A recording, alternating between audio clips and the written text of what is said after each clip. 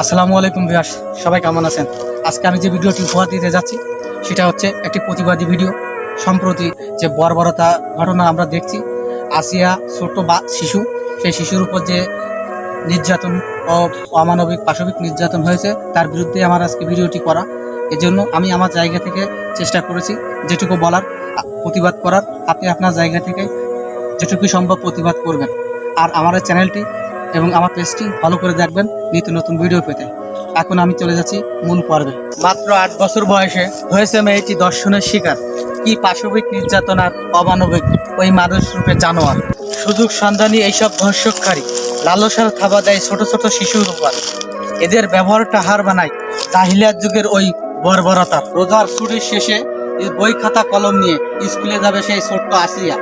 ভাগ্যের কি নির্মম পরিহাস, সে সুযোগ দিল না ওই হাইনারা। চতুষ্পদী জন্তুগুলো হয়তো বোঝে কিছু ভুয়া ভাষায়। সকল বুঝশক্তি থাকার পরেও এইসব মানুষ মেতে ওঠে পাশবিকতায়। সম্প্রতি বর্বরতার ঘটনায় আঘাত এনেছে মানুষের হৃদয়টা। এই মানুষ রূপের পশুগুলো হাইনার চেয়ে খারাপ এদের ক্ষিব্রতা। ফুলের মতো নিষ্পাপ মেয়েটি বেড়ে উঠেছিল আপন মহিমায়। ধর্ষকের ওই কালো ছবল থেকে রক্ষা পায়নি, প্রাণটা গেল তাই।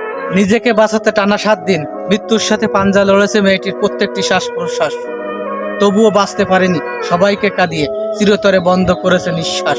বারবার আইনের ফাঁক ফোকর দিয়ে সমাজের সাথে করছে যত ছল ছাতরি। এই ধর্ষককারীর বিচার চাই, ফাঁসি চাই। তা না হলে পাথর মেরে মেরে প্রাণ নাশ করতে হবে জনসম্মুখে। আসিয়ার পরিবারকে দিতে চাই একটাই বার্তা, এই পৃথিবীতে বিচার না পেলে আমার আল্লাহর বিচার হবে খুবই সূক্ষ্মতা।